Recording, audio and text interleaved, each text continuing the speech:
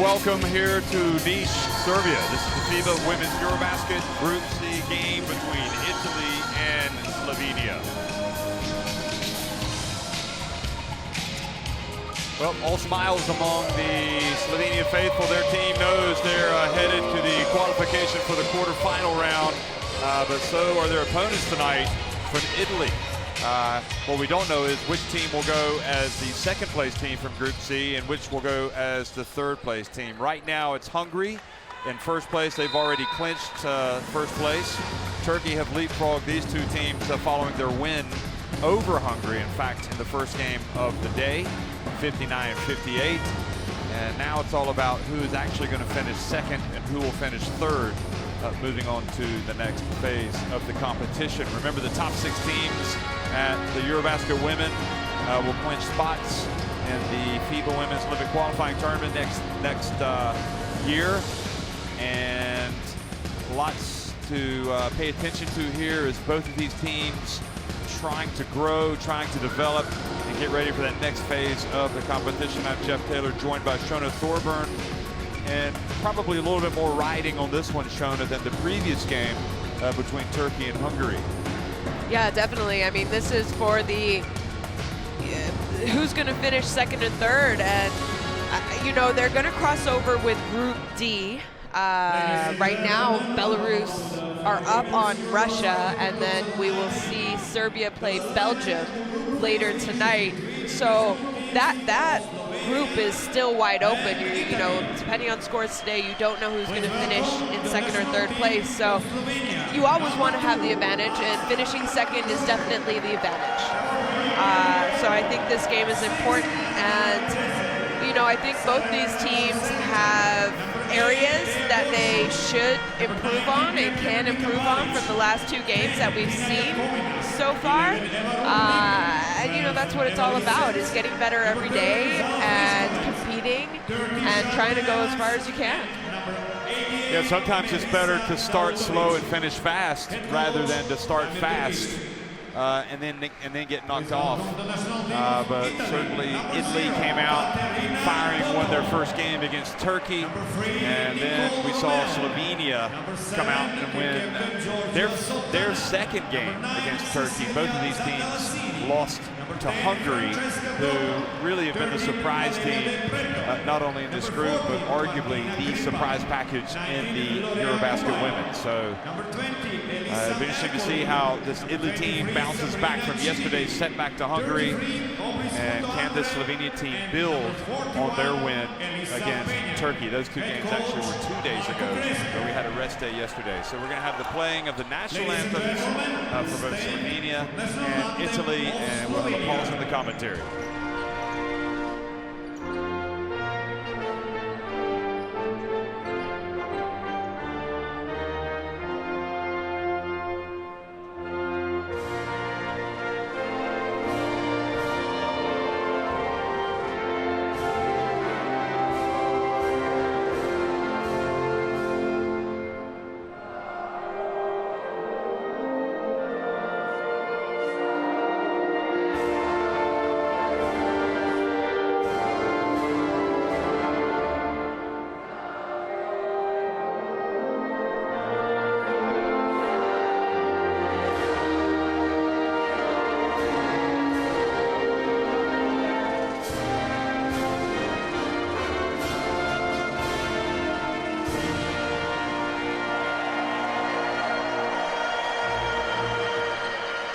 Please remain standing for the national anthem of Italy.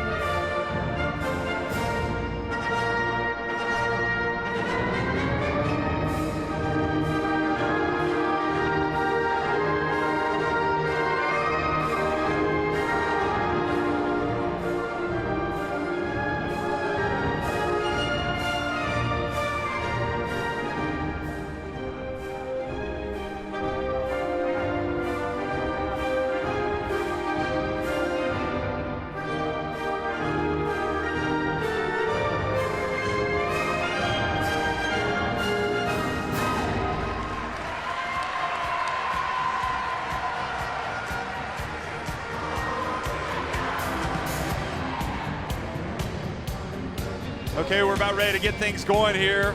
We've heard the national anthems, players shaking hands, coaches shaking hands, referees lining up and getting ready to go.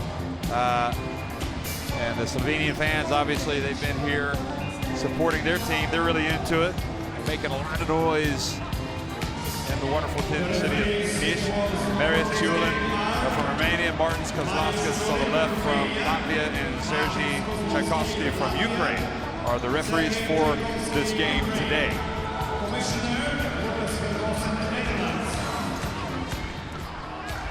And we will also get a look at the rosters for both of these teams, the starting fives, and also we'll highlight a player that we think will be good.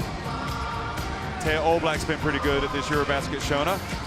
To say the least, she's averaging 19.5 points for them, but keep in mind, Nika Baric, 11 assists a game. That is enormous. I mean, that they keep on playing, continue to play, she might have the assist record at a women's EuroBasket event. Starting five will be Oblak, Anna-Marie Prezel, Nika Baric, Tina Jakovina, and Shante Evans.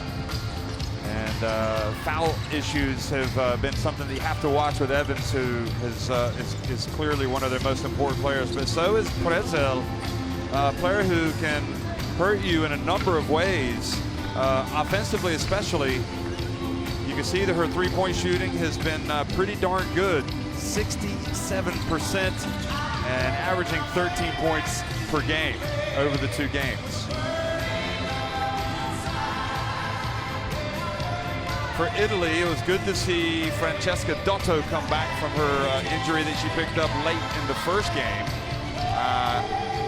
Nicole Romeo, Georgia Satana, Cecilia Zandalicini, well, she had an off game in the last game in their defeat to Hungary. So starting five will be Satana, Zandalicini, Dotto, Francesca Dotto, Andre, and Penna. In terms of a player that we think is important, it's this player right here from the Ramblin' Wreck of Georgia Tech, Lorea Kubai, who's, look and see her average in rebounding. She crashes the offensive boards, and a big part of the future of Italian women's basketball. Without Catherine Rest, their veteran center, that's been a big absence. So Italy trying to get as much as they can from their youngster. Damir Grgic, what a relief for him, I think, to get that win over Turkey. And Marco Crespi, he cut a frustrated figure after their latest game, their loss to Hungary, because they were really second best in that game. He knows they've got some work to do, but again, it's all about growing and peaking at the right time. I think probably the aim, the long-term aim for both of these teams in this tournament, Shona, is the fact that they want to be in the top six so they can get to the FIBA Olympic qualifying tournaments. Yeah, obviously it would be great to win this tournament, medal even. I'm not quite sure that these teams are capable of that, but that being said, I do think that they are capable of finishing in a top six position. So right now it's gaining momentum, it's pulling off this win. Both of them know that they're going to go through. It's just who finishes second in the group and who finishes third, and then who do they cross over and play against. So no matter what, who they cross over with is going to be a challenge, but you would imagine finishing second, you do have that little bit of an advantage. And also finishing second, Jeff, you're coming off a win going into your next game. That has to be motivation, and that has to give you some kind of confidence, as opposed to being the losing team here tonight and having to bounce back and try and get a win in the quarterfinal qualification game.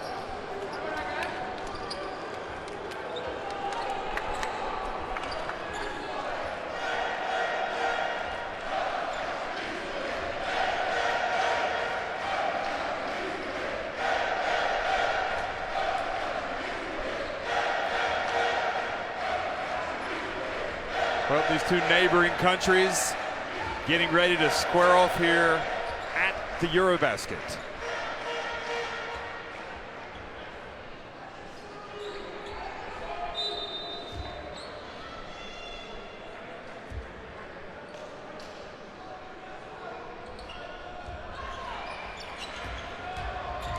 Well, good evening, folks. If you're just joining us, this is the FIBA Women's EuroBasket Group C game between Italy in white and Slovenia in the dark uniforms. Italy attacking the basket to the right. And Penna getting the start tonight, driving in and missing with her first attempt. And Evans grabs the rebound. We're in Niš, Serbia, third largest city in Serbia. And already out of the gate is Prezel. We highlighted her, and at least we got this one right, Shona. Yeah, we did. And, you know, I keep saying that Slovenia are not very deep. So their 3-4 players really need to step up. And before this tournament, I mean, she had a good 2017, but I didn't really expect this kind of production from her, and she is averaging 13 points a game for them. You know, like we highlighted, she's shooting just under 67% from three. So she is someone important who you want to get her going, and you want to get her going early in the game. Well, that was a dangerous pass, almost turned over, but Oblak misses going up against Satana. And Dato, who after that late in that first night victory over Turkey went down with what we thought was a bad injury. She came back and played in the last game and is in that starting lineup tonight. She misses that, and Nika Baric, the assist queen, has the ball in her hands.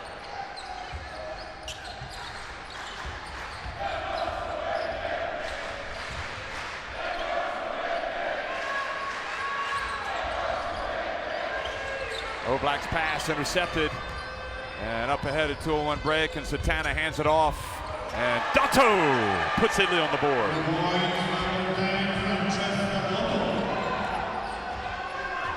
So already some suspect passing here by Slovenia.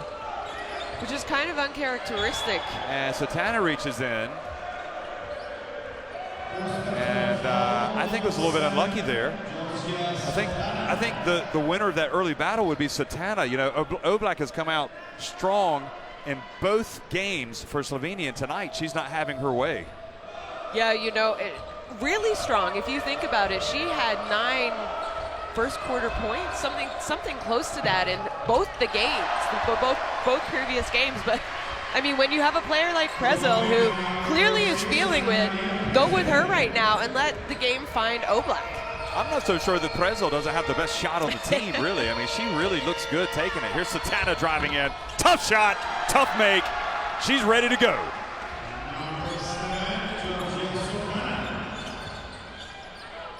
Baric for three. Good. Oh, forget the assist. She's going to score herself. But you know what? This is what teams, everyone had an off day yesterday, so trust me, these coaches probably spent the day watching video on each other. And what do? Baric, 11 assists a game, so you want to try and great pass. Nice find for easy nice layup by Andre there. I tell you, Satana right now is pulling all the strings and also playing the D for Italy. And maybe that would be a criticism. She doesn't start that fast normally, but she looks focused. Baric goes baseline, scores again.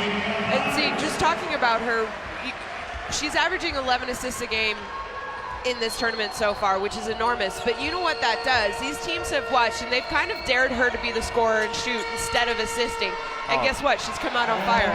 Good dunk from Zandalicini to Andre, who has a couple of baskets. And you know what I like there? I thought Zandalicini forced her shot a little bit too much in the last game. And there, in the other game, she would have shot that. But instead today, she's looking to pass, still be aggressive, but looking to pass, which is what I think she needs to do early in this game. Well, that was great work by Oblak. Thought she tied her up, but the referee let him play.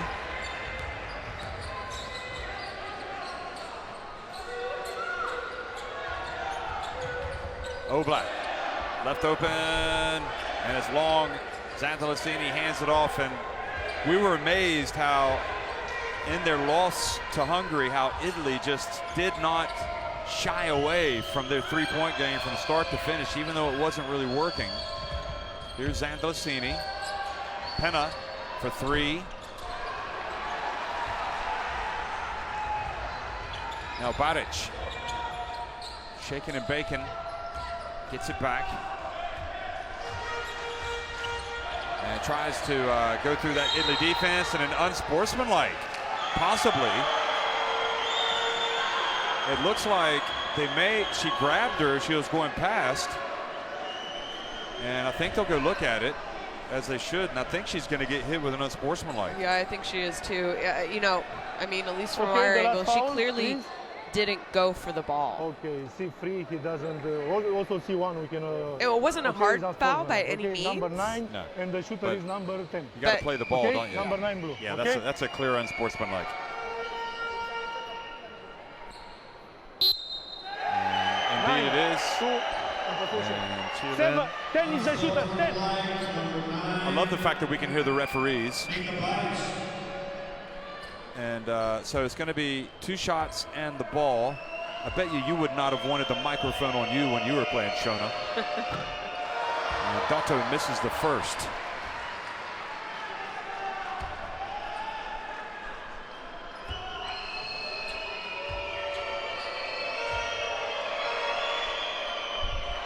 She makes the second. Italy have gotten some great play from Romeo, their Italian from South Australia. And also Dotto's sister, Caterina, got some minutes. She started in the last game. Yeah, I thought she did a good job coming in, taking too. the role of her sister. We didn't see her play much in the second. Look at Prezel forcing the steal, forcing the turnover.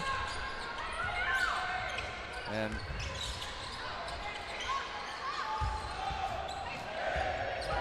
Evans pulls her way up against Andre and earns a trip to the line. And you know, we've been talking about that in the previous games that we've covered already in this tournament. Especially in the post, I feel like the person who's more aggressive usually wins the battle. And that's what we just saw there by Evans. You know, it was actually pretty decent defense by Andre, but the fact that Evans went so aggressively and so strong, the refs called a foul. And we saw, you know, the veteran Horty, same type of player. She's aggressive, and she's usually rewarded either by a score or she gets to the free throw line. You're talking about the Hungarian veteran Dora the Explorer. Yes. And Horty. And now a quick pass, and Italy very wisely get it down. It's almost something that they picked up in scouting the Slovenia team. And Andre with 6 points already. Boy, she's really making some noise tonight. It might take longer for Kubai to get on the floor. She plays like this. And I think that was Jakobina drilling it on the baseline. Now Dotto pushes it quickly. But she goes right into trouble in Evans. And Prezel and hands it off to Baric. And she almost had a three-point play opportunity.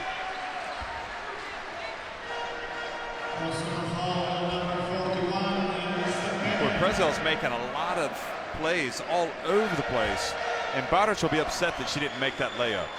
Yeah, that was almost an easy two-point layup that she ended up missing. I know you could tell she was trying to draw the foul, and sometimes you spend so much time thinking about, ooh, how am I going to draw the foul, that you don't worry about your finish.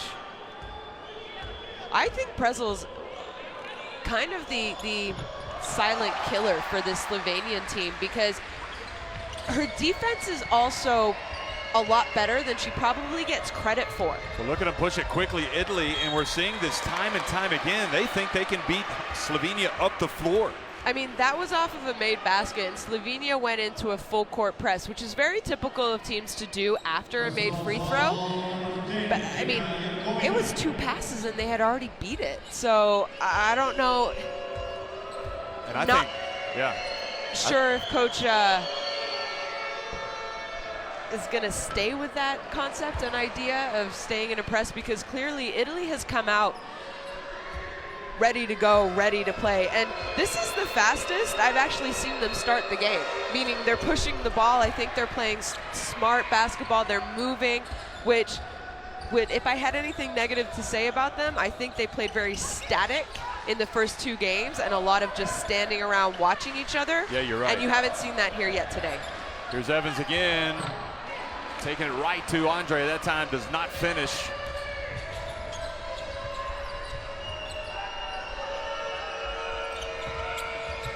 Sandlicini. I don't think she's even attempted a shot yet. And then a reach and a foul called on Nika Baric.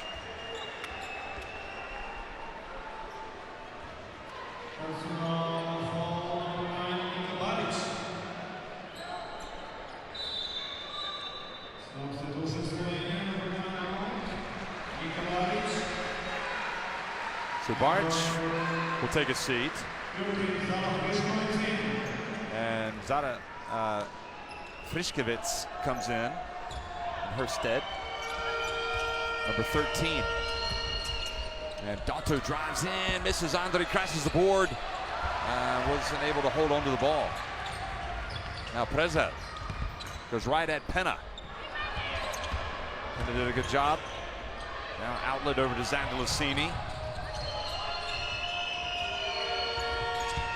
Sandlicini back to Andre. Oh, that was a nice soft shot. Boy, we did not anticipate Andre coming out as strong as she had. 8 points. And she's averaged 2 points in the first 2 games of this tournament. But you know, she really didn't play a lot after the first quarter in the first 2 games. No, she did not. But that time, Jakovina strikes from downtown. So Slovenia are still staying in sort of a full court pressure type situation, but here you see they get back instead of taking any risks because Italy has punished them when they've tried to trap early. And long was Satana and a good box out by Jakovina on Andre. Martina Kripa, the heart and soul of Italy, getting off the bench to come into the game. Prezel almost banked it in. And they saved it in bounds to Satana, and she says, let's run. Sandlicini pulls up on the break, and front and back of the rim stays out. Here comes Teo Oblak.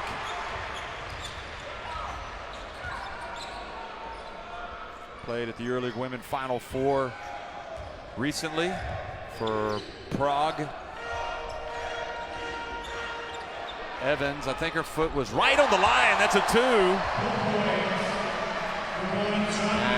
that was a good call by the ref. Anyway, Evans still bringing it, 19-14. She does so many things to help this team win basketball games. Yeah, she does. She's incredibly undersized for the position. Oh, beautiful nice drive by Penna.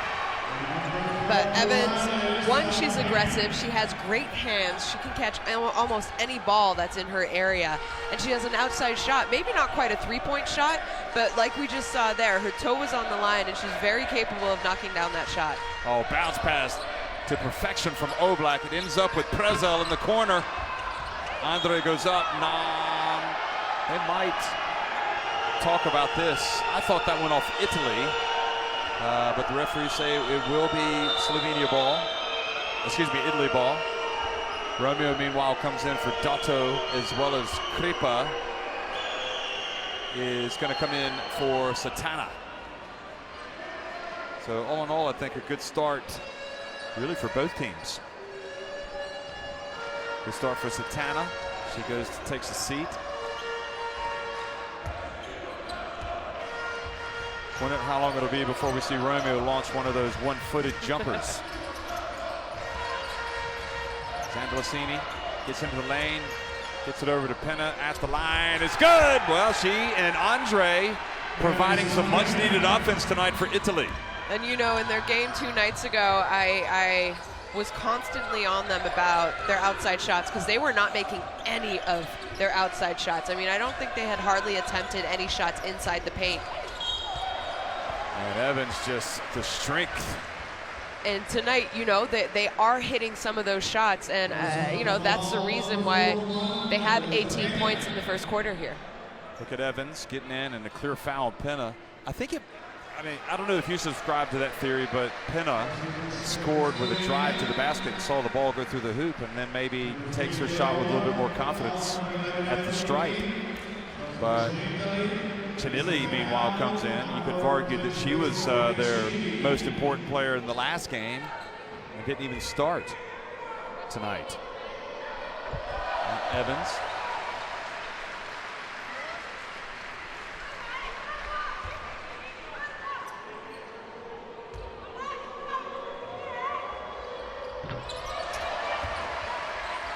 Both shots good for Evans.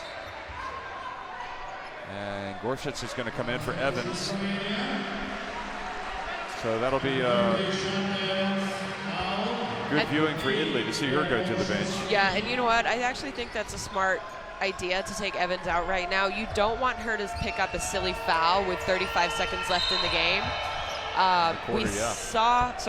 In the quarter, we saw her foul out of the first game and when they were leading.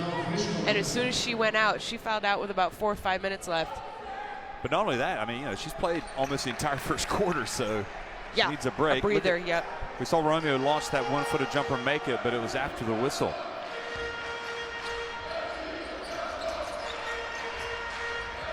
Kripa passes to Andre. See if Andre can have her way with Gorsuch. Sandelicini has been held in check. Here she is putting up a jumper. And, you know, that's early in the shot clock. Here's Frišković dribbling up high. 5 on the shot clock now, and the game clock as well. Frišković puts it up, and Chinili boxes out. Romeo has it, but the buzzer has sounded. So at the end of one, Slovenia leading an entertaining game, 21-18 over Italy.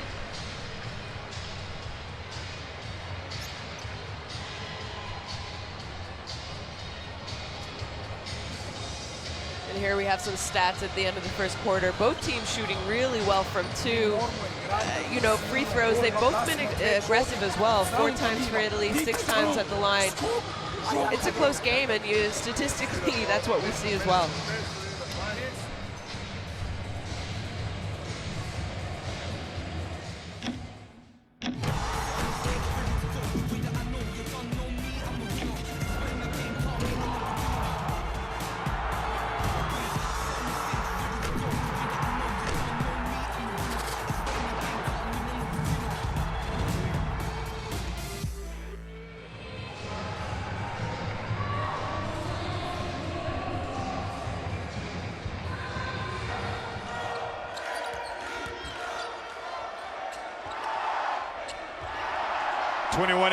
Slovenia on top of Italy, and some different players have stepped up tonight for Italy, with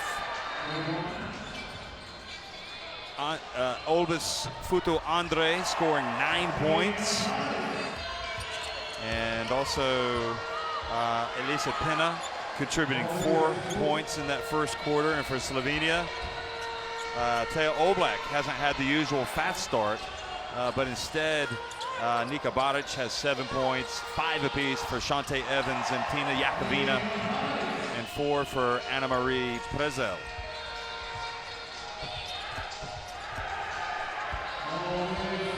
Other games being played today, well, we saw Great Britain clinch a spot in the qualifications for the quarterfinals, winning over Ukraine 68-54. Montenegro got a 70-57 win over the Czech Republic, punching their tickets to the qualification for the quarterfinals at the Czechs' expense. Hungary lost by 1 to Turkey, and Spain, Latvia, Russia, Belarus in action right now.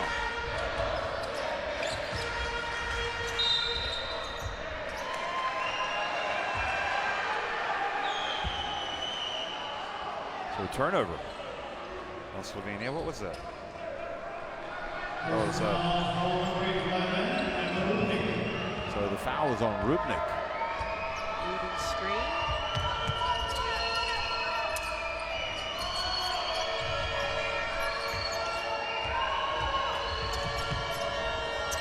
Kind of back in the game, gets it over to Kripa, and Kripa hits the 3-pointer to tie it.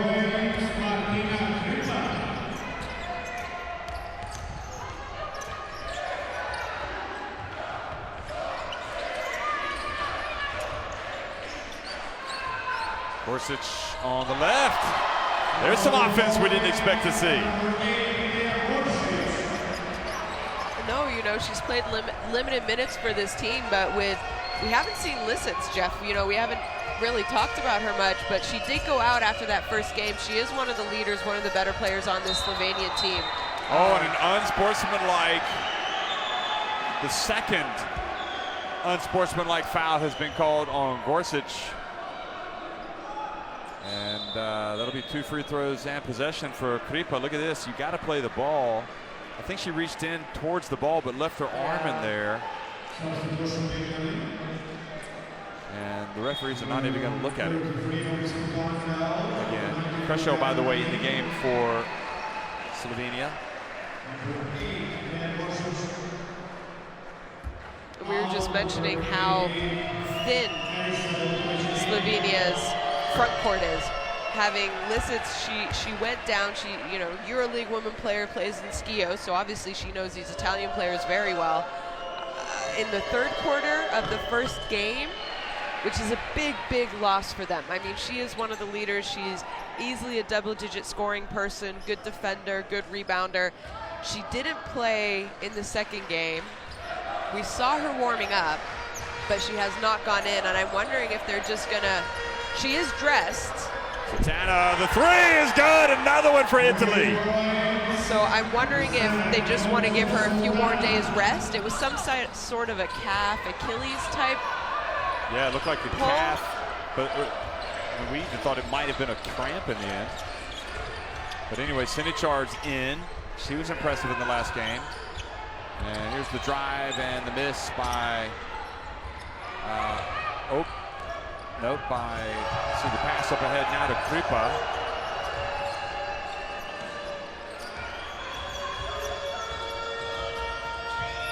And the dump into Kubai, and there she is, catching it. You know, she presents a big target. She looks strong, and she drew the attention of the defense and got the foul.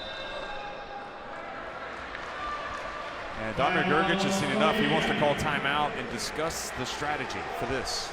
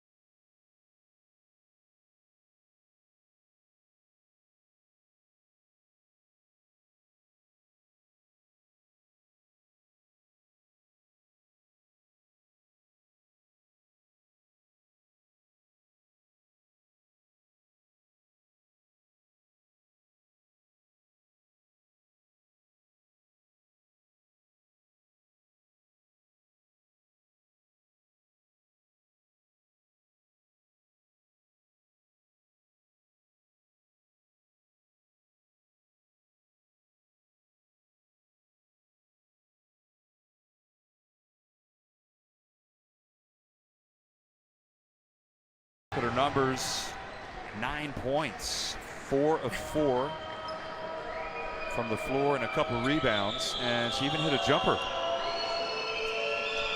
Yeah, I mean, you can't really ask much more from your 20-year-old post player to start the game, especially when she hasn't scored a whole lot for them in the first 2 games. So Coach Crespi has to be excited with her production so far in this game. Well, Kubai missed both free throw attempts.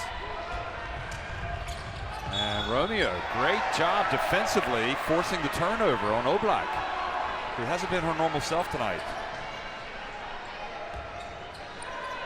She's yet to score, and she's now got a couple of turnovers.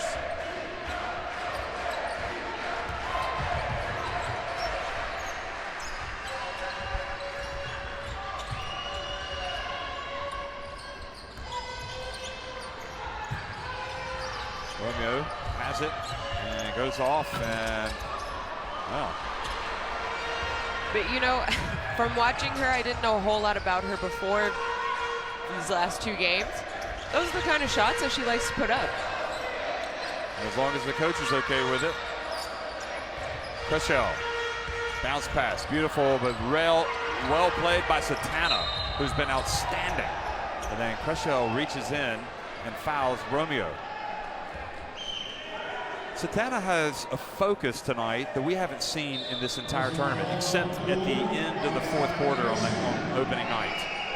She has played outstanding. Yeah, I agree. I think she's come out with a lot more determination. Maybe, you know, players on their off day also have a lot of time to reflect. And here we see the refs. They might be reviewing this and wondering if it's another unsportsmanlike. Keep in mind, Slovenia are one of the teams who For me, it's normal. they do foul a lot. You know, in 2017 at the Women's EuroBasket, they had the most fouls of any country. They committed the most fouls of any country. They had 30 fouls in their first game. Yes, number 2. So they're saying she did go for ball. Yeah, I didn't think it was quite so normal as that, but I think it might have been harsh to call it unsportsmanlike. Anyway. Dowdovich goes back out and Evans comes back in after getting about a 5-minute breather. And this is an entirely different challenge now for Kubai, number 19 for Italy. Spins, takes it down low, a little hook. And Kripa can't save it. And you know, that's probably a move that she'll be able to make eventually, but maybe she needs to refine it a little bit. Kubai. Take the shot when you got your teammates rebounding.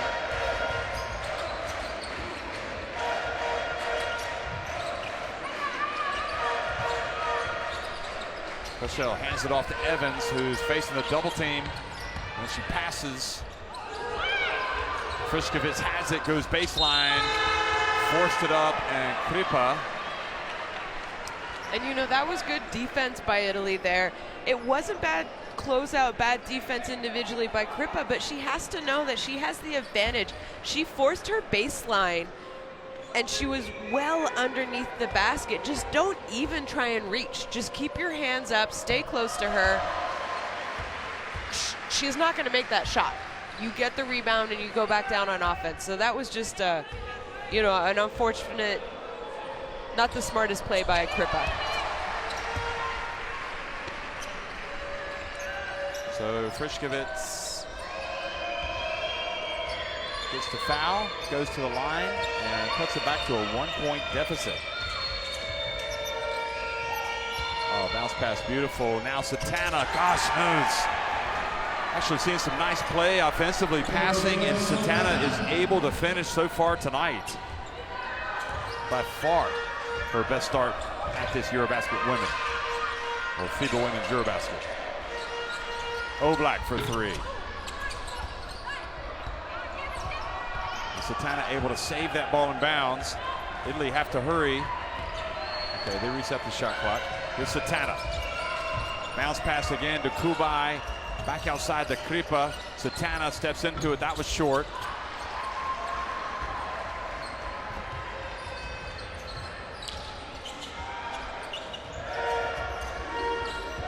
Evans, oh, it's going to be a charge. And that is called taking one for the team, and it's no surprise that it was Martina Kripa doing it. I mean, she just gives everything for Italy. Look at this. Yeah, she really does, and we talk about this every game. She is a player who is definitely willing to sacrifice her body. Yeah, everything. For her teammates. Absolutely, she's terrific. Her stock has gone way up.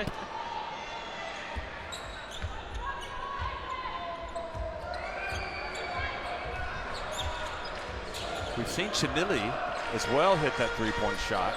She hasn't lost one. Prezzo back in the game now for Slovenia.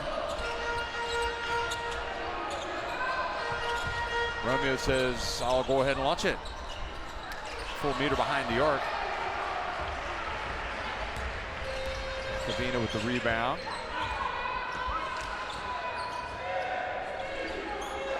Jakobina launches it. Oh, rims out. Good box out by Kubai on Evans.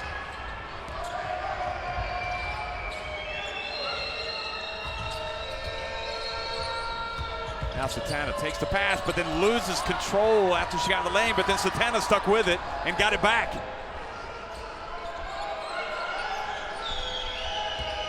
Romeo takes a bump and gets to the line. She felt the defense. She knew there was going to be some contact. Perhaps a little fortuitous. Well, I guess Evans was moving.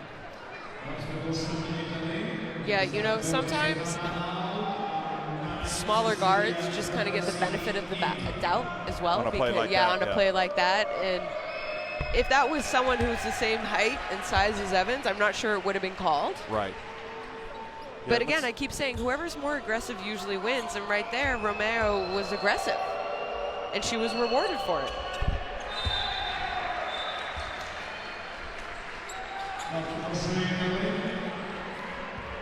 And do you know what I noticed? The big difference right now with this Italian team is it's their movement. Before, in the last 2 games, they said they played a lot of just watch, stand around, 3 people on three-point line, and person with the ball, go set a screen for them. And right now, you have movement. You have people coming off flare screens, straight into a down screen after that. There's more passing actions, and I think that's why they're leading. Yeah, they look a totally different team offensively tonight. Nevertheless, Italy calling timeout. Haven't seen Italy go on a huge run, though, yet in this tournament. They still have their struggles. Right now, it's a 5-point lead. Evans ha 2 falli, ma non dobbiamo giocare pesante, solo riferimento. Pollice basso, da questo lato qua perché Francesca tocca con la mano destra. Quindi Sabrina è qua, Olby si fa con blocco e ti allarghi. Siamo ok. Se fanno cambio qui, ok, pam, pam, e poi la rigiochiamo contro Evans, ok?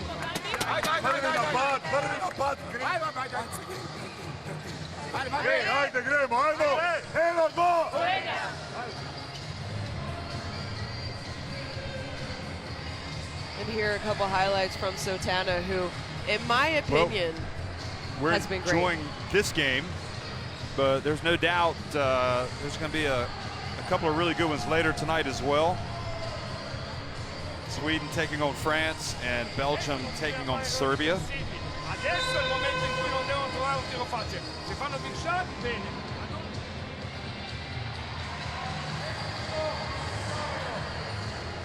Of course, Russia need to win that game to keep any hope alive of advancing, because they lost their first 2 games. But if they can beat Belarus, potentially get into a 3-way tie, we don't know. We'll have to see how things unfold.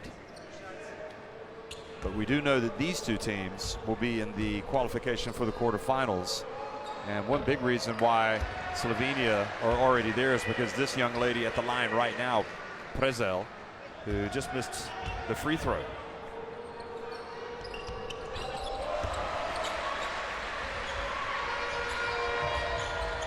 She makes 1 of 2, and it's back to a 4-point game.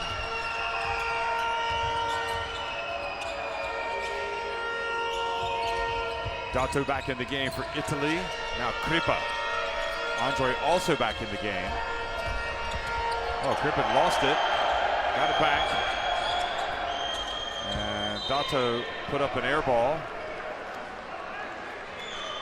I think that was a legal play, wasn't it? She dribbled, she lost it. Yeah, I think the Kripa. Slovenian fans might have thought it just was looked awkward. It looked very awkward, but she didn't move after it. She didn't try and shoot. She lost the ball, gathered it, and passed. Prezzo to his baseline, then tries to make the pass to Evans, and Italy come up with it again. Zandalasini.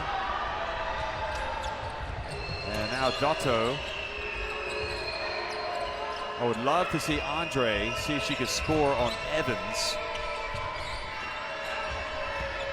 Kripa puts up a little jump shot. And now Baric is checked back in. They get it to Evans. And Evans did a great job there. She looked like she may have lost the ball for a second. Got it back and scored.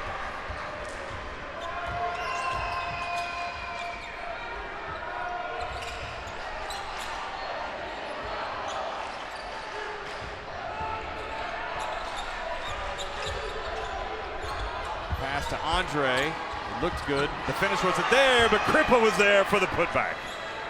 You know what? She just never stops working. She never stops moving. And because of that, she's rewarded. She's there on defense. She takes charges. She picks up offensive rebounds because she's always continuously moving. I'll tell you, Oblak hands it off.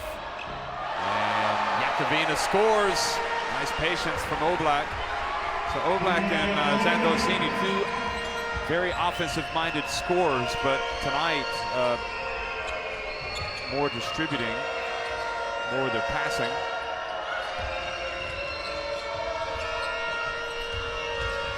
Chanili drives. Oh, that was a good, impressive finish. She got a step on Yakovina. Yeah, you know, Zandolosini has actually only attempted 2 shots so far in this game, but she does have 4 assists already. Prezel short. Evans had her hands on the ball, but she couldn't quite wrap it up. And jump ball situation.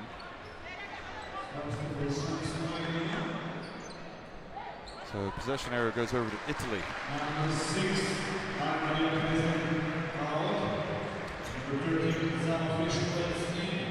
Prezel goes back out and Frišković comes back in.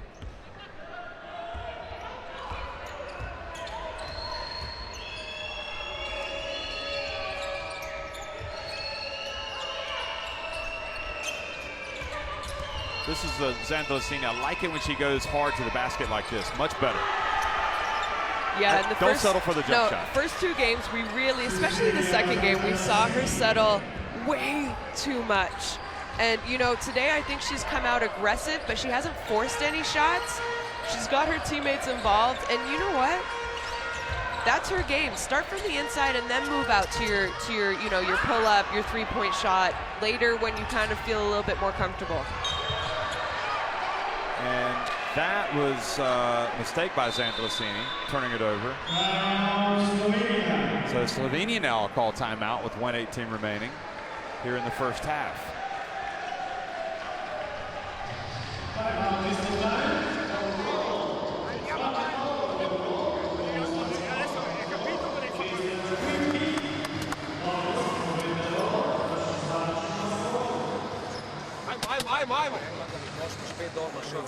Ajmo. 5 down with you. Understand? Just go. See bench points, 11 for Italy, only 4 for Slovenia. Fast break points. Italy has the edge 4-2. Finta zona che è solo finta, va bene 4, ma anche 25, così li cambiamo perché dopo un po' si adattano, anche 25. Ok? Se adesso segnano e fanno pressing, tu fai la rimessa lì. Attenzione che potrebbero fare questo gioco contro Cessi. So look at Andre, and we're looking at the points in the paint for these clubs. That was a follow by Kripa, and then Chanili got in on the drive.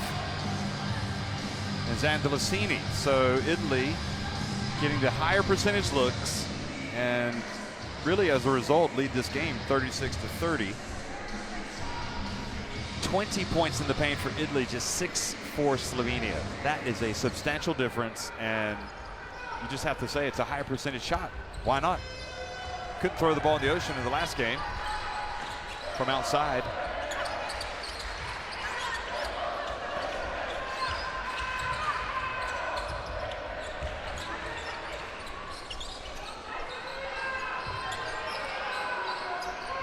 Maric goes past Zandolosini and did the hard work, but then had her reverse layup blocked by the rim.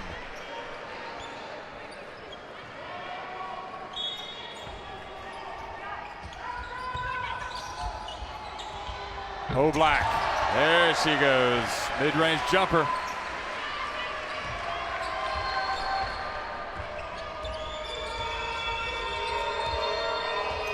So 4-point game now in the final minute of the first half.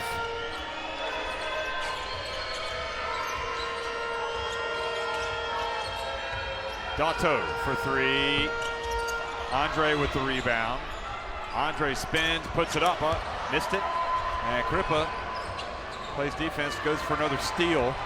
And now Slovenia will attempt to hold it for one.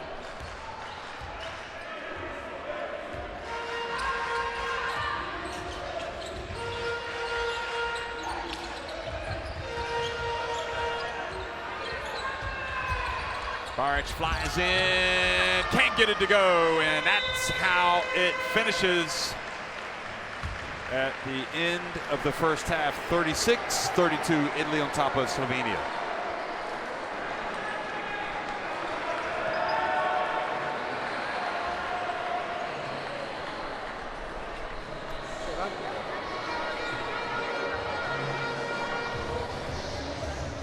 Here we'll take a quick look at stats. 52% by Italy from 2 points. I mean, points in the paint are the reason why they're up. Both teams are being aggressive. They're getting to the free throw line 10 times each. Rebounding pretty even.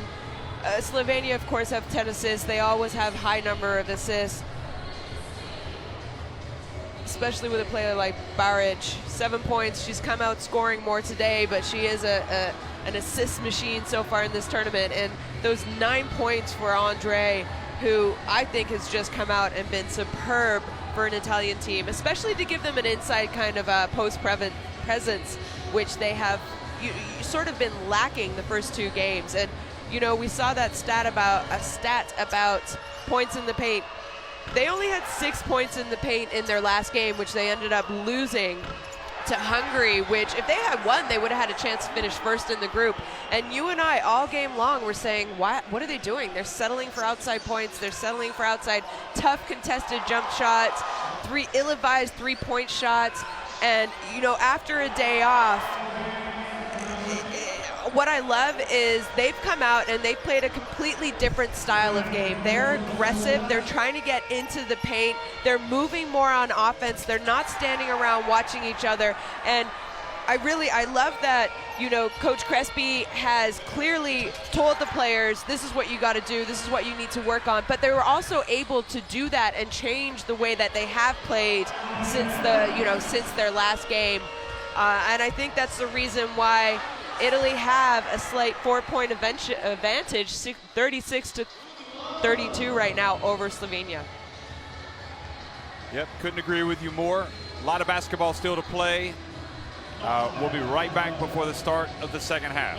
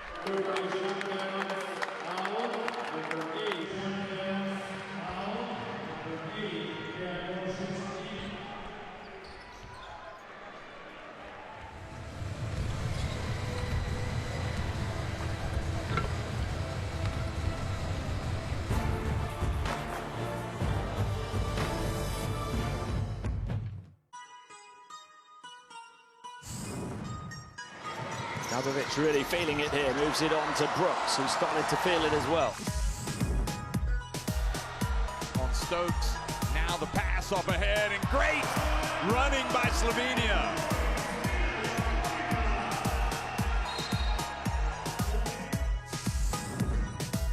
Still a chance to throw it up here for Bentley. Alex Bentley beating the buzzer at the half, and Belarus. What a backlash from them. 5 to shoot. It's Messerman for 3, gets Belgium back in business to beat the buzzer.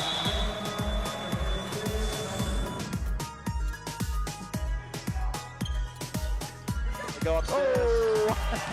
Little simple little sucker punch, but when you've got endurance or athleticism.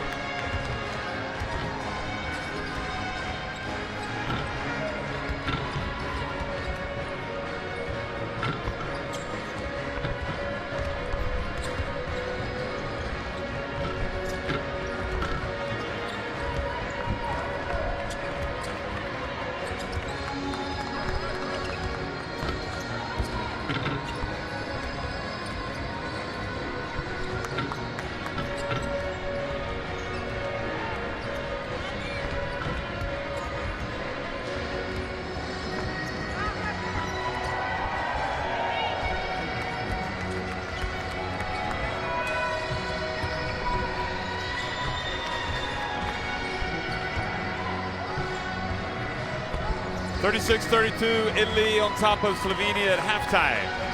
The last game of Group C at the FIBA Women's EuroBasket. These teams battling for second place in the group. We already know that Hungary will play in the quarterfinals as the first place team from Group C. And this game has certainly been entertaining. Italy showing a little bit more offense, had their struggles in the last one. Trying to put the ball in the basket. And they've been getting much higher percentage shots.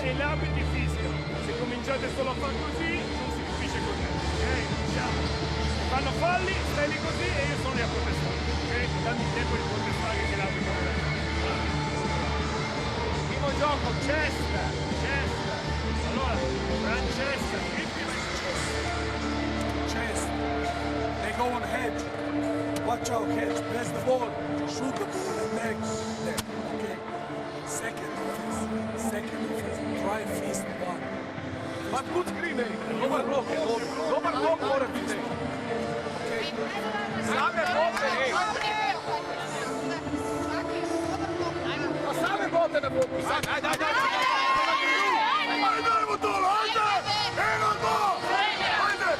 Well, Shona, we saw this Slovenia team 2 years ago, and you know they showed plenty.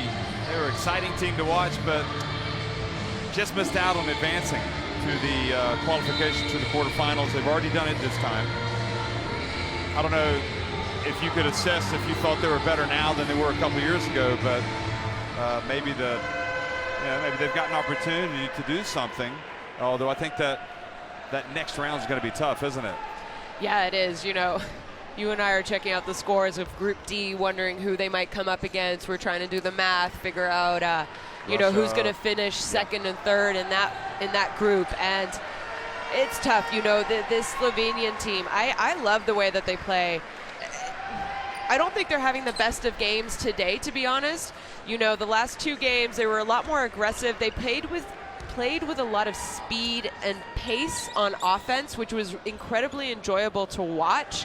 They're just not deep, and I keep talking about this kind of like big 3-4 for the Slovenian team, and they need to have great games every single night for Slovenia to be successful, and that's difficult to do. Well, there you go, and Evans knocks that down. So well, she comes right out, and sure enough, well, it was a 2, so cuts it to 2 points.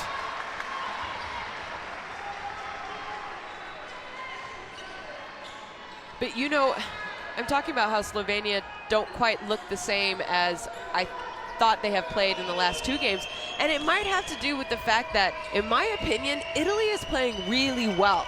A lot better than they did in the first 2 games of this tournament. They're moving right here on offense. You see they're sharing the ball, they're moving, they're attacking.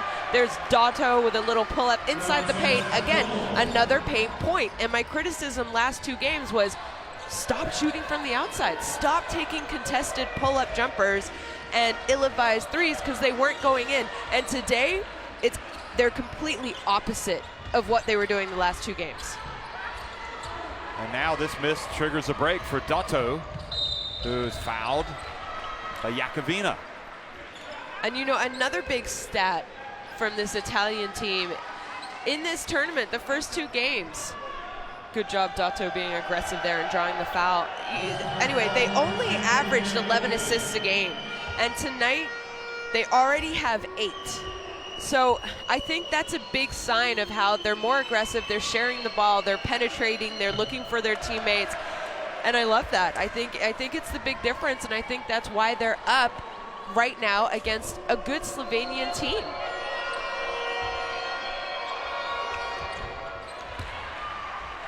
Well, she takes advantage at the line.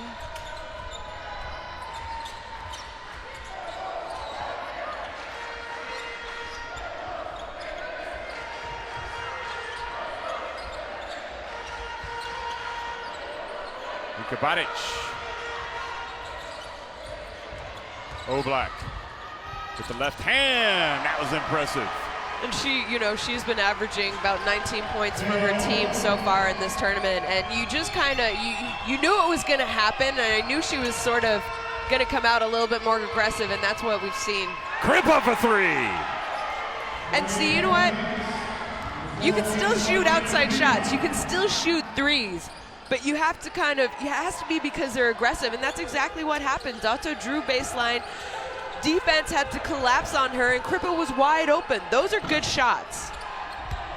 Oblak misses, and again, this impressive showing by Andre, which really has caught me off guard. I felt like she left a lot to be desired after the first two games, and she has come out and been almost an X factor, which is strange to say considering she starts. But there's another three-pointer for Dato, and Italy with their biggest lead of the game. 45-36, Slovenia called timeout.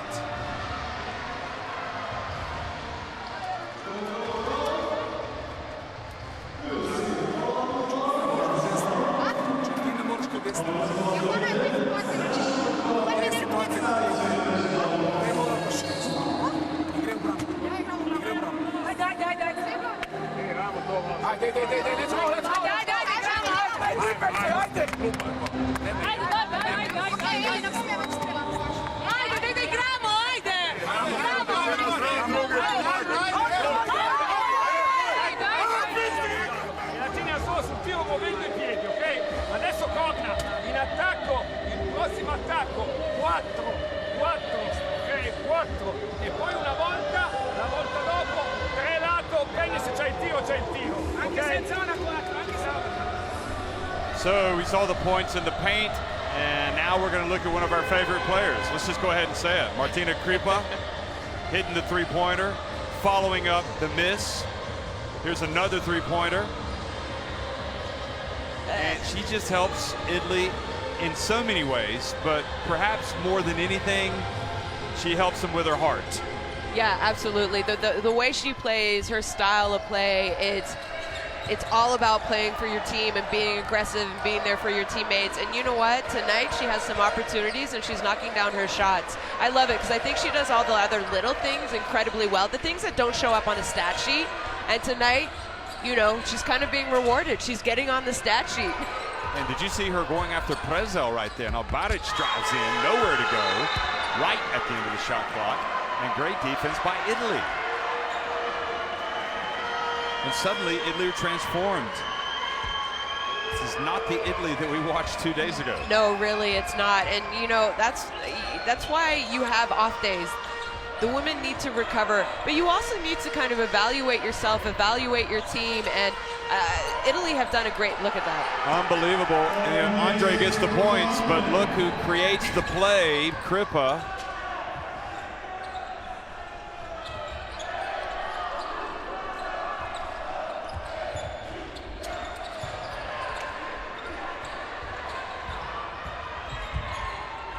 And good. That play in pass, penetration, and dunk from Prezel to Evans.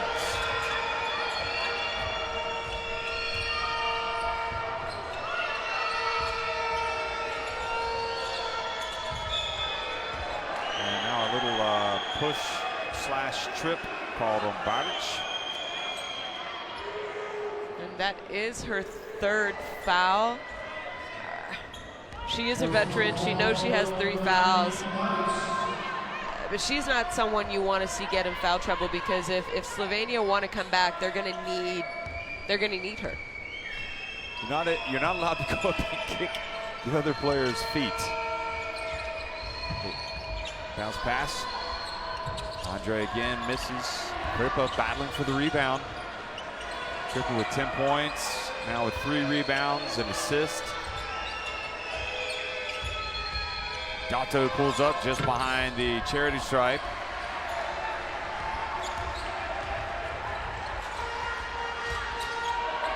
Baric. Much better from Nika Baric. And you know, like I've said, Slovenia needs to play with a little bit more pace, and that's how they're going to get back into this game, because I think that's the style of game that is best for them. Andre fouled by Teo Oblak. The push called by the Ukrainian referee. Watch this. She might have fouled her earlier. Let's see it the second time.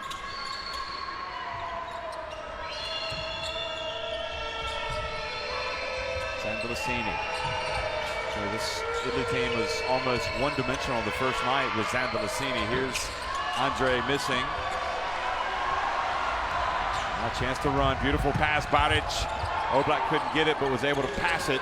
And it goes back to Baric, who misses it badly. Now it's a 3-on-1 break, or 3-on-2 break rather. Prezzel hustles back.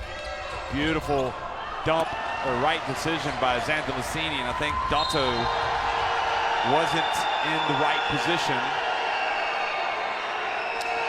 And look at Crespi. Not happy with Zandalicini's foul. What was he saying there? Don't reach?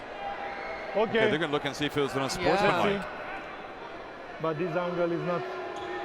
Oh, yeah. I didn't notice From the that. baseline, maybe. That Kind was of shoulder the shoulder, buster yeah. and raised the left elbow. She might get the unsportsmanlike. It's too late. No. From I that mean, I angle, think I'm not Baric sure. did a very good job of Can you show from the back? From the back. The other one. Look. exaggerating the contact. Look, About selling it? Selling right the one. contact? This camera. Speak to the yes, common left. fan. Left. I mean, But she didn't go after the ball. This But is the you big, look from the other camera, right? from the I mean, other I don't angle, think from she down. really did.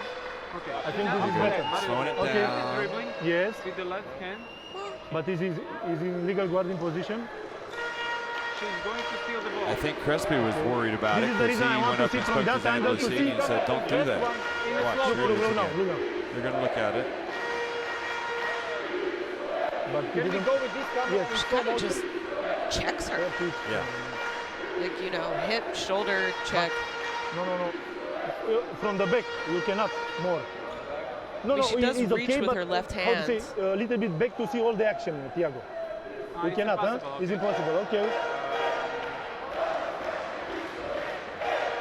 Okay, let's analyze So the what we referees have. are reviewing whether or not this should be called an unsportsmanlike But foul. he didn't try the ball. The left hand, he make only like this. Yeah, and the reaction is overreaction by the offender. doesn't So seem to it be might playing the a ball. normal foul. Yeah, let's see. But Let's see she's now. on the Let's see side. now. In some ways, it doesn't look Because excessive. she's now pushing. Yeah, it's like you said, it was a Okay, check. let's go. For me, normal foul? normal. He's not Like on the conclusive. ice. He's not conclusive. And because the player also He's not overreacted. conclusive. He's not conclusive. Go. Okay, let's see what they say. Marius Chulin, and the ruling is it's not unsportsmanlike, and I'm sure that Slovenia are thinking, Yeah, oh gosh, with you've called a their- couple yeah. on us. But, you know, we had the advantage of being able to listen to the refs' discussion. And the thing was, from the video replay, you heard the ref say it's not conclusive.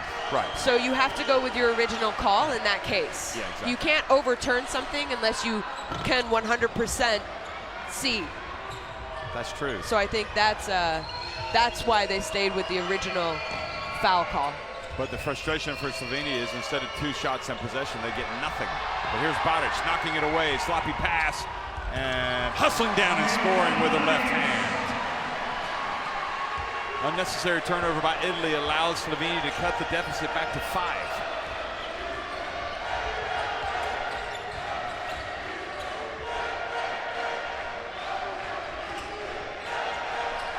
Now, yesterday, Penna would have shot that. Here's Kripa. Zandalicini and fouled with the jump shot. And she doesn't want to remonstrate too much. And I guess with the time going off the shot clock there, you forgive Zandalicini because it was kind of a difficult shot. It was a very tough shot. I mean, we've seen her knock down these shots. So, you know, right there, Zandalicini went straight up and straight down, but I think Prezzel undercut her a little bit. Yeah. Like Zandalicini didn't jump forward on that shot. She actually did a step back to a shot. So it's very hard to get your momentum going forward after you do a step back to release the ball. Right. And, you know, Prezzel, sure enough, I think that was the right call by the ref because Zandalicini could not land safely. Yeah. Exactly. So good play by Zantalasini. She'll come out for a second. Or no, Penna's coming out, excuse me. Zantalasini stays in the game, and Chanili comes back in.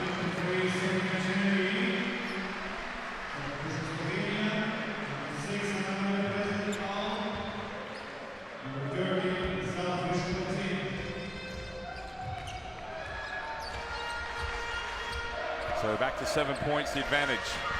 Evans sets the pick, and now she rolls.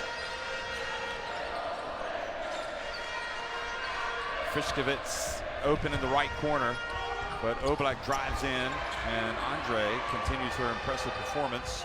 That's her 7th rebound now to go with her 11 points.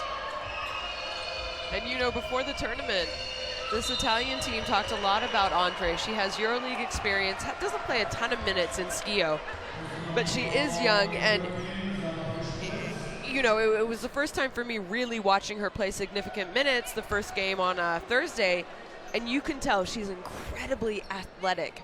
I think her basketball talent is just a little bit raw at the moment, and that'll come. You know, we've talked about this. I think, you know, the majority of post players develop a little bit later than guards do in the women's game, and I think she's someone that, you know, this Italian federation has to be excited about for the future. Yeah, she's only 20. 20 years of age.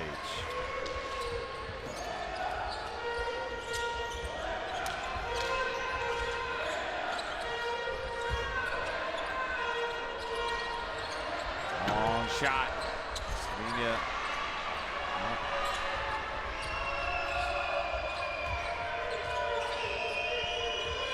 So the three-point shooting, 4 makes for Italy, and it's been a while since Slovenia made their last one.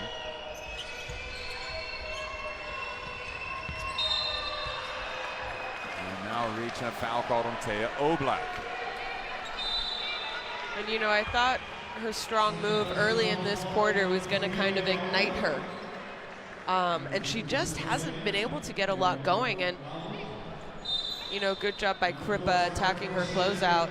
I just think Italy's playing better. They're playing better on offense, but they're also playing a lot better on defense. And I think they're doing a good job of, you know, they scouted the players, they know what their advantages are, and they're making it tough for Slovenia to get the kind of looks that they're used to.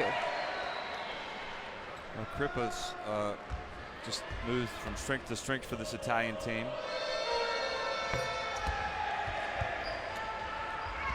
Makes both free throws, their biggest lead of the game, 10 points.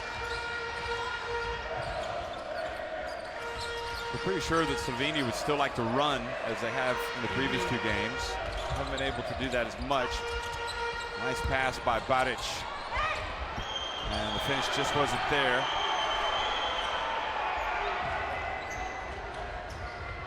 And probably the right decision by Dato to take it back out.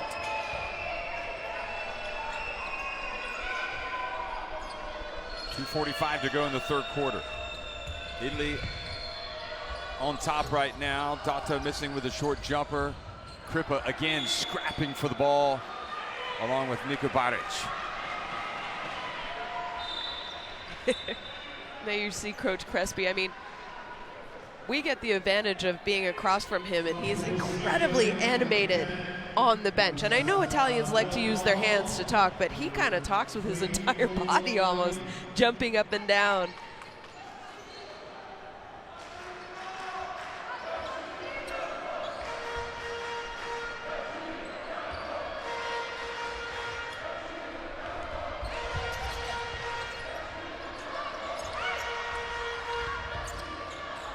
Here's Andre again, long.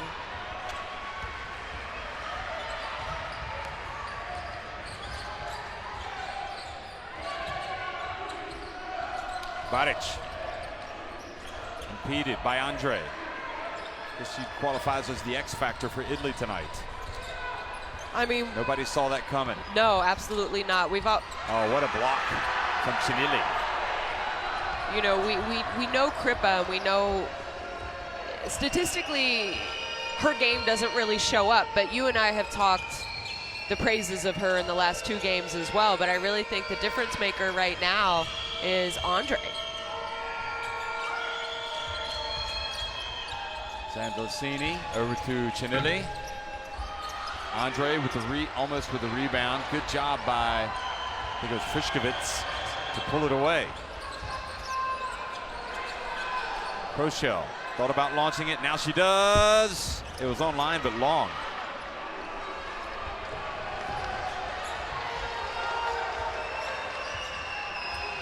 You know, and I think it's really helped Italy that Sandalcini hasn't forced her shot. I think that's been crucial. And that time she does take it. And I guess she deserves it because she's been so patient. She has, and you know, maybe they did listen to our commentary. You know, but I think she hasn't forced her shot, but she still has stayed aggressive because she is being a facilitator for this Italian team. She has 5 assists, and honestly, you have to, defensively, you have to spend so much time worrying about Sandalcini because she is such a threat, even when she's having an off night. Here you see the block by Chinelli, good defense, just standing straight up. So I think if she lets the game come to her, she's going to be able to still help her team, and she's doing that defensively. She's doing that giving out assists, and you know, finally she hits a shot from the outside, and you could see the expression on her face as to say, oh, all right. Frischkowitz almost lost that ball out of bounds. Oh, right idea, but her bounce pass was behind her teammate, but Slovenia get it back. Charting the game. Number 7, final 20 seconds ticking off the clock in the third quarter. Shot clock down to 8. Frischkowitz, baseline. Oh, that would have been nice if she'd made that. And Kripa called for the foul.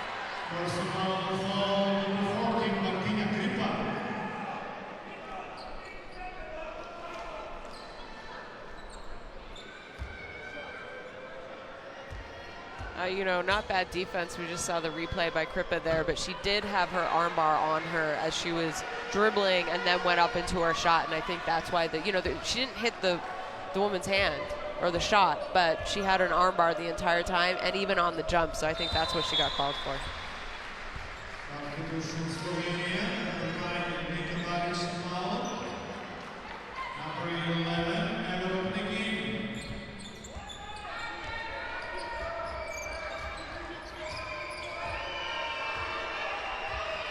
Romeo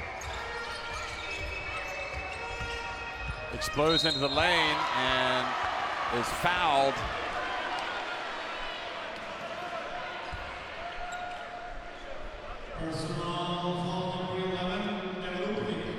So Eva Rubnik picks up the foul, and Romeo's got a nice little quick step there, doesn't she? Yeah.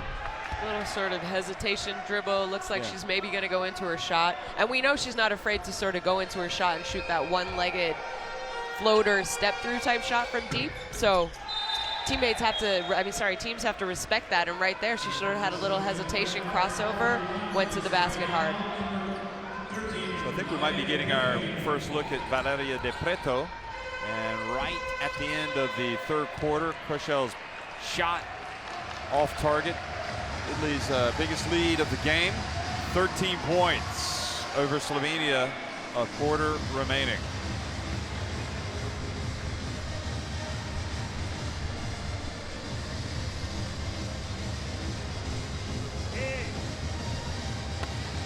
So you see the shooting, 4 threes for Italy, 14 of 20 at the line. Just 2 threes for Slovenia. Italy, perhaps more importantly, 15 of 32 inside the arc. They've made that commitment to get the ball inside.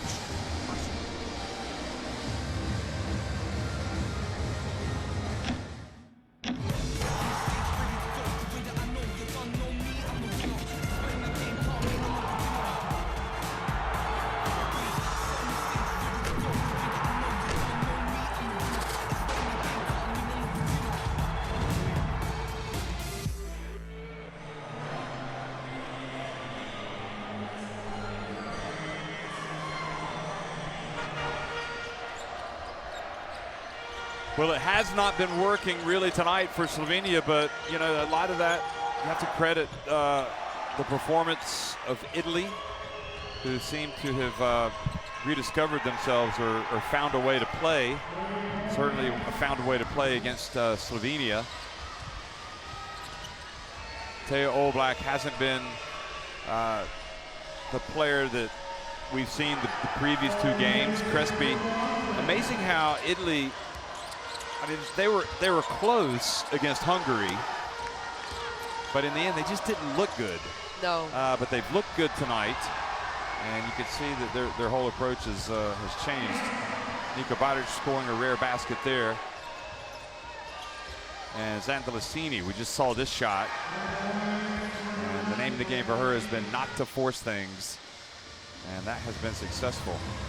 Obis Futu Andre has been a revelation tonight of sorts for Italy. Certainly better than what we've been watching. She had a big summer in 2017, played for Italy at the under-20 Women's European Championship when she averaged 12 points and 15.5 rebounds per game. And then at the under-19 Women's Basketball World Cup, when she averaged 13 points and 4.6 rebounds. But she's looking like she's going to be the real deal for Italy. The miss, and Romeo with the rebound. Italy will know there's a long way to go in this one. They got to keep playing their game. Don't change their approach now. And Frišković is whistled for a foul. Hand check and a push.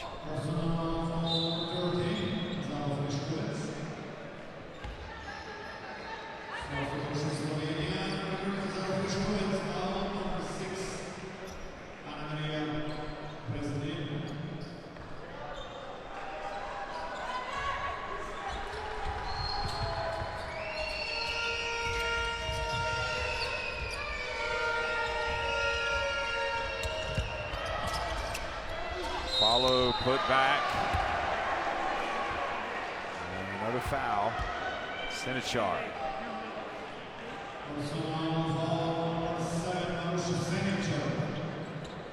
Yep, she got Andre from behind.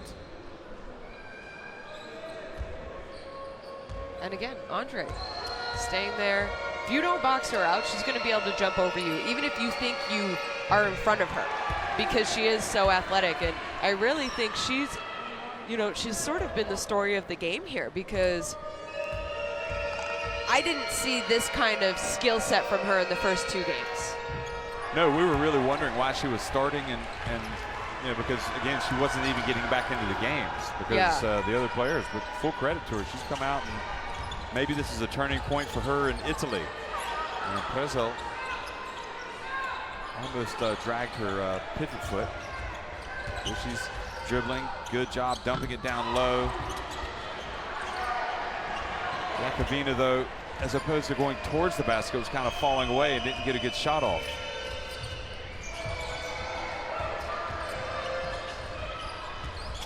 Penna blocked but fouled by Sinichar.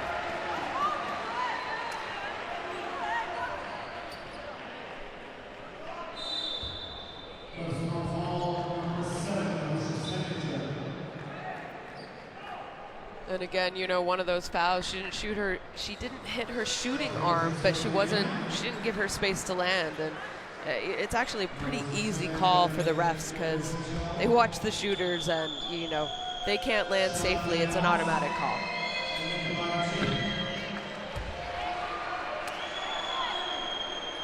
So it's going to be a tough next game. Well, they're all tough, but I mean, could be that Slovenia are going to run into Russia. And, you know, They're gonna have Russia to play has better than this. some bigs that Slovenia Nice play past Evans to Prezzo. don't really have. You know, I'm thinking maybe they're resting Lisets tonight To get ready for to get ready, because they will need her. Romeo for 3.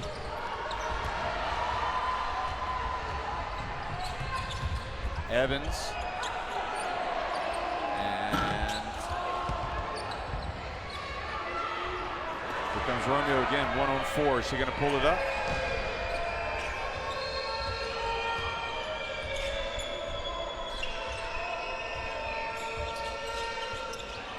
Chinelli. A little bit long.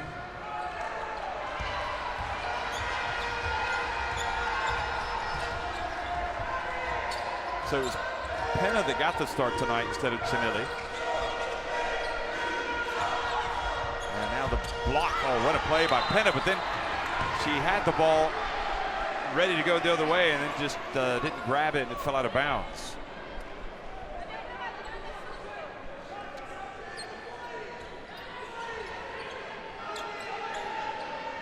Couldn't quite corral it.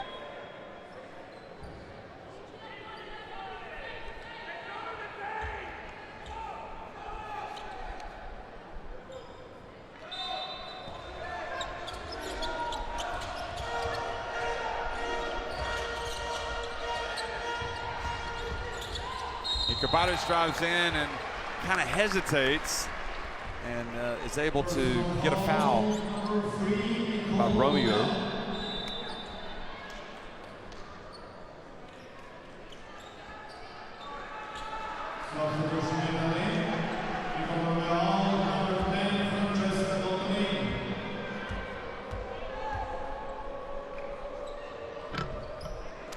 Boy, when it's not going well, it's not going well. You find, see, Romeo goes to the bench.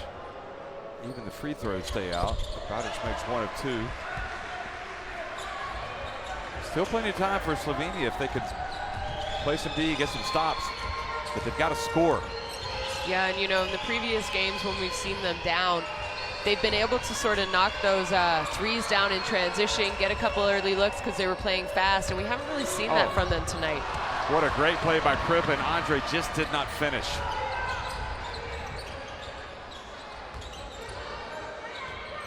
Teo Oblak has been silent. Here's Preza wide open, front and back of the rim. Evans, great work by Evans. And it's just been that kind of night, hasn't it? Yeah. Slovenia are only 2 of 14 from three-point range. They haven't been settling. They haven't shot a lot of threes, but they've had some open looks, and in the previous games, they were knocking down those open looks from 3, and tonight, the ball's just not falling. I mean, I think Oblak is a good example of that. You know, she led this team scoring 19 points a game average in the first 2 games, and tonight, 4 points. She hasn't even attempted a lot of shots. Like, it's just, you know, it seems like Slovenia are off their style, off their game a little bit. And here's the thought for you. You know who had the most impressive start for Italy was Satana, and we're not even seeing her in the second half. And I suppose that's good for Italy that they're able to rest her because they've got this lead. So timeout. 11-point lead for Italy. Still some work to do.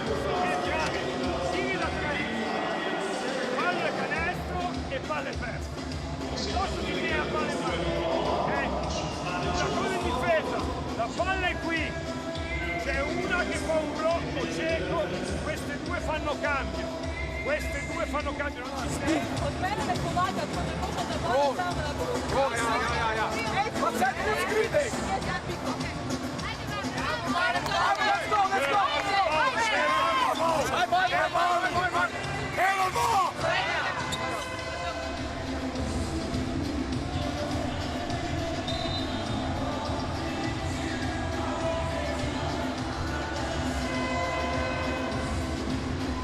There's Andre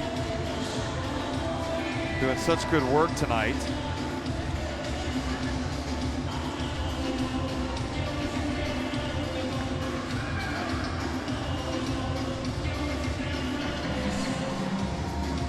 Here you see double-double, 13 points, 10 rebounds.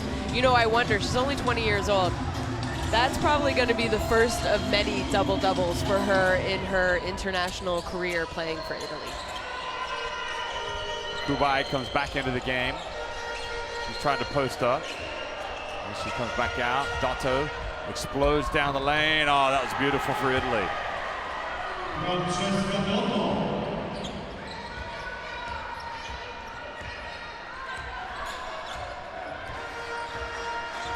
And I like the way that Dotto has come out in this game. She just Well, I mean, we were worried about her leg after the first game when she had to be carted off on a stretcher. Yeah. She didn't start in the second game, didn't play a whole ton of minutes. She played more in the second half, but she did not look like she does today. You know, she's aggressive. She already has 9 points, hasn't shot the ball particularly well, but she's still being aggressive and getting to good shots, let's say. To Oblak. The ruling is the ball went off of Slovenia. Here it is again, look at this.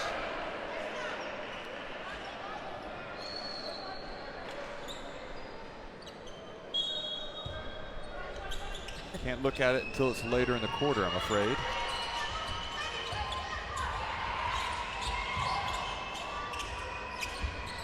Chinilli fakes, goes in for the reverse. And again, another layup for Italy. Their points in the paint numbers just keep growing. And you know, the other day, Chinilli was probably the only one who was able to knock down shots from the outside. She had a few threes, but I like today that she's been aggressive and she's driving. She's taking the ball to the hoop, so we're kind of seeing a different dynamic to her offensive game. Yep, 26 points in the paint now for Italy. A lot of layups.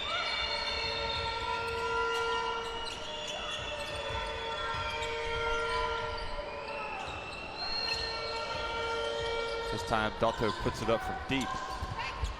And Kripa comes around, almost gets a steal, but the ball goes out of bounds. So halfway through the fourth quarter, no signs of an imminent comeback by Slovenia.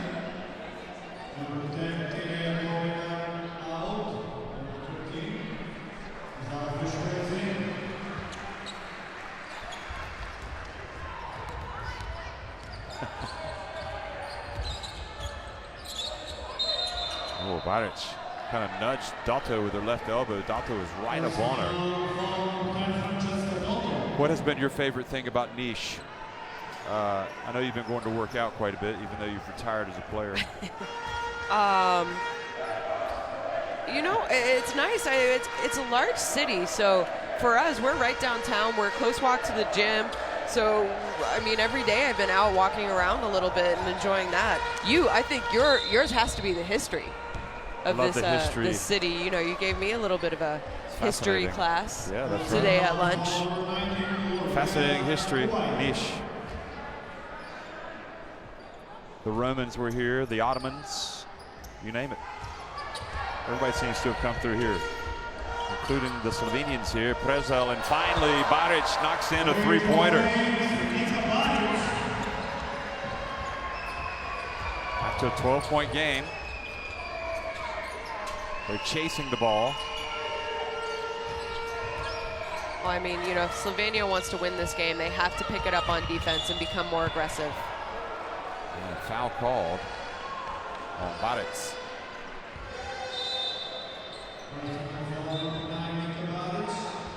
So Baric has had her ups and downs tonight. We just saw her nail a three. She started incredibly well. She does average 11 assists a game in her first 2 games. And, you know, the team's not shooting as well as they did. So statistically, she's not getting her assists that we've seen in the previous games. Dotto looks and has her feet set and just launches it. Well, she has easily played her best game tonight. Nothing worse for a team that's trying to come back that hits a three, only for the other team to hit a three, and now a charge, an offensive foul called on Evans. And you know, I mean, Oblak didn't really react there, but you can kind of just, here we get to see it. Oh, it was on Evans. I thought it was on Oblak. Okay. Yeah, I mean, I think they're just, Slovenia, to me, just their facial expressions, they're doing a good job. They're not reacting, because if you do, you can get a technical. You know, the refs can, and they just look frustrated, as though things aren't really going their way tonight. They can't get into a rhythm. Nothing's really going their way. Well, the ball this time goes off the hands of Kripa. And that Crespi is like, why do we make a difficult pass in that situation with that much time on the shot clock. To Evans, gets blocked by Zandalicini. Alert. Zandalicini's under control for the most part. We just saw her pretty much deliver the bad pass, but she's helping in different ways tonight. No, she is, you know, and I like this. I think she's, anyone who watched 2017, she led the tournament in scoring. She was honestly unstoppable. Well, here she is launching it. Couldn't resist that time. Great hustle. Look at that. 2 white shirts after the ball. Chinilli and Andre. Andre picks it up. Chinilli open, rattled out. Now Teo Oblak. Slovenia haven't been able to run tonight. And now Dotto reaches in, called for a foul. And you know, just talking about Zandalicini, she's not scoring a ton. She had a rough night 2 nights ago, but I feel like this is kind of one of her most complete games that we've seen so far. Yeah, she's got 5 assists to go with her 7 points. Yeah, you know, it's okay when Zandalicini doesn't score because she actually still does a lot of other things for you on the court, and that's why she gets playing time. 2 blocks, 2 steals. I mean, she's the main thing tonight is she's under control, not forcing things.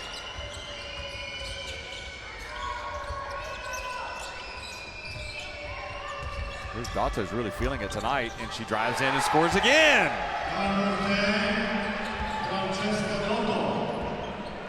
Well, they have truly learned the meaning of the phrase "get high percentage shots" because they have gotten a bunch tonight.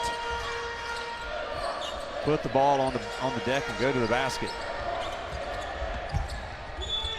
And nice drive as well, this time by Preza.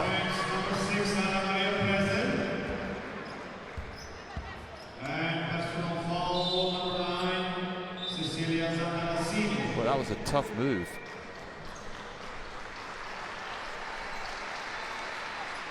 Italy 20 points from the bench, 28 points in the paint.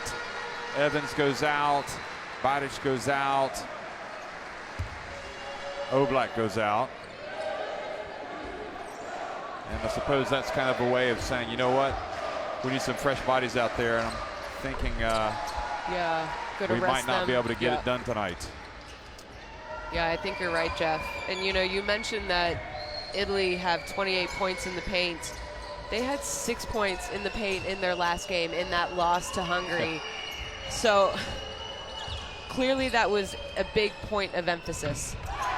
And Kripa hits the 3, and you know what? Again, it's when you get into the offensive flow and the ball is going in the basket, and you have the lead, you can relax and you can hit those shots. Yeah, exactly. And you know what? When you are being aggressive and scoring inside the paint, that's what opens up on the outside for you. Open threes, and you know, tonight Italy are doing a great job and they're knocking them down, but you just see them playing with a lot more confidence than they did in the first 2 games. And they're not overly reliant on the scoring on Zandalicini. So Kripa now with 15 points, Dotto 16 points, and Andre has 13 points. And they haven't needed to rely on Satana tonight. No, I mean, like you said, she hasn't played in the second half. But that's taking nothing away from her, and nice shot from Zandalicini. Good to see her get into double digits.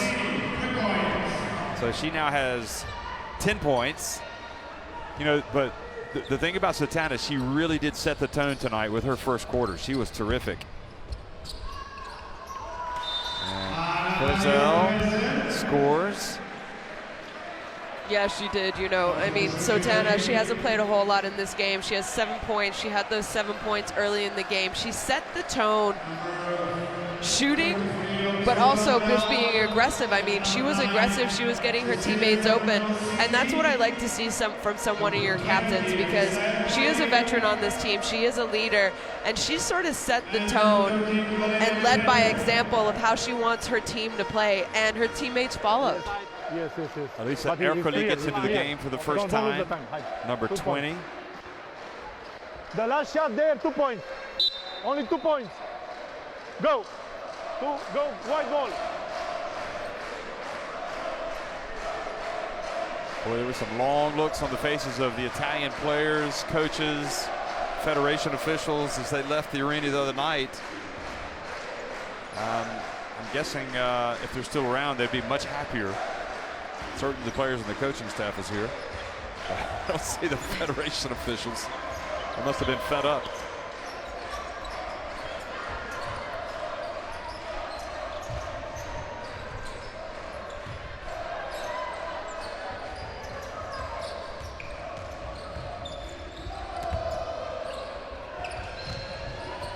So the drive and the basket is good.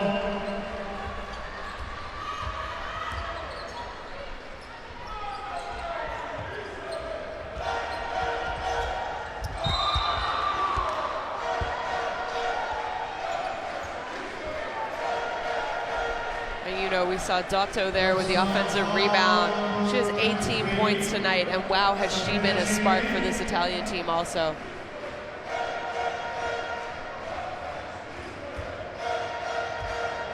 And you know, I think this game is a little bit out of reach from Slovenia tonight. But they're still going strong. I mean, you know, players are checking in. We saw Baric and Oblak go to the bench, Evans, so that's strategy. They're resting them. They know this game is.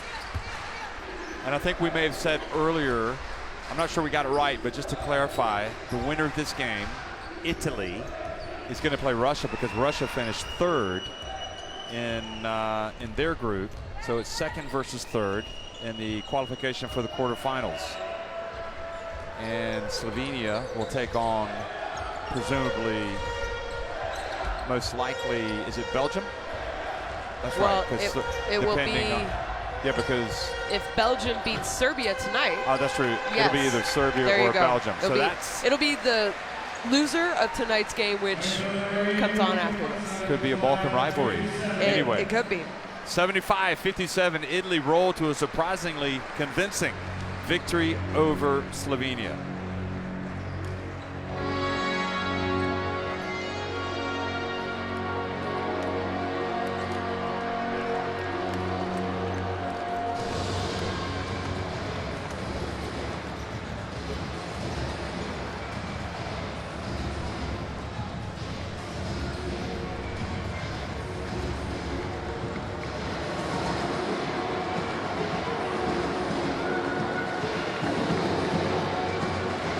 Things could not have gone any better tonight for the team in white and blue trim. Italy just unrecognizable from the team that we saw lose in their last game to Hungary.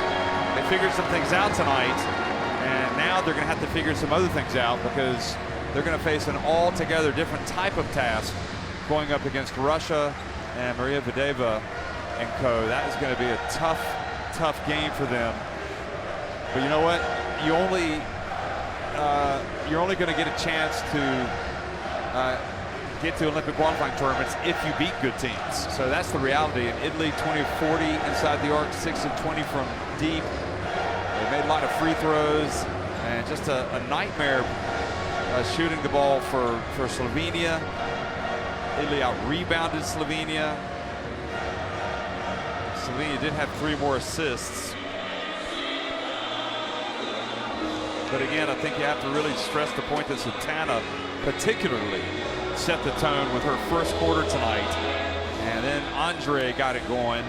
And Dato in the second half and Kripa in both halves really did well. And Cecilia Zandalicini also played under control. You know, helped in a myriad of ways, and in the end still ended up getting to double digits. Didn't force anything. She let the game come to her. Yeah, absolutely. And you know, you see here top scorers, top statistical categories, and maybe she's not in there for rebounds, but she was in there for steals, she was in there for blocks, so clearly she was in there for assists. So Zandalicini proved that, you know, her game is not one-dimensional. She's not only a scorer for this Italian team, she's a lot more valuable than just putting points on the board. And tonight, you know what? They didn't even really need her. They had Sotana. She only finished with 7, but we didn't see her in the second half. I did see her leg was taped, so I'm not sure what's going on there. But Sotana started it for them. And then you had Dotto, who just took over really in the second half, finished with 18 points. And how about what I predict to be the first of many double-doubles for Andre? I mean, she really, she had buckets. She was rebounding. The game just seemed easy to her. Yeah, she's definitely one not only for the future but for the here and the now. She's got possibilities, and you know that'll be an intriguing way to see how Italy approach that tall front line of Russia, how they want to combat it, using Kubai, using Andre. And I mean, do you see Italy having a chance to win that game? You know what? As our colleague Paul Nilsson says, women's basketball is so unpredictable, and that's what makes it so enjoyable. So if I was a betting person, maybe I would go with Russia, but I think at this level and at these kind of competitions, you really can't 100% say this is who's going to win. I mean, we saw Spain pull off a 3-point victory against Latvia today. These are the defending champions. I mean, they medaled last year at the World Cup, so clearly anyone can beat anyone on any given night. And, you know, Slovenia, it seemed like the day off really benefited Italy. I don't think it benefited Slovenia. They didn't seem like the same team we had seen the first 2 games. Yeah. I'm hoping, you know, tonight they can regroup. Tomorrow they'll travel to Belgrade and they'll be playing Russia. And I kind of want to see them go back to what was really working for them, and that was playing with pace, pushing the ball, you know, trying to attack. And that's how they need to play. They've got a tall order. They don't know who they're going to play yet, but, you know, and I would love to see Lisic's back because I think they really, really miss her. Well, I can honestly say, dating back to the first FIBA Women's EuroBasket that I actually saw in person, which was 2003 in Patras, I've never been to a EuroBasket where I didn't feel like there was a dead certain winner or a dead certain 2 teams in the finals. I mean, it seems more wide open now than it's ever been. Yep. And that's great because, you know, you pretty much have a handful of teams that you know can go deep. You would suspect could go deep. I thought maybe Belgium would be a little bit more influential, but anyway, we'll see what happens with them tonight. Anyway, one last time, Italy 75, Slovenia 57. And there you see Group C standings. Hungary finished first, followed by Italy. They both had 2-1 records, but Hungary won their game against Italy. And then, of course, Slovenia finishing third.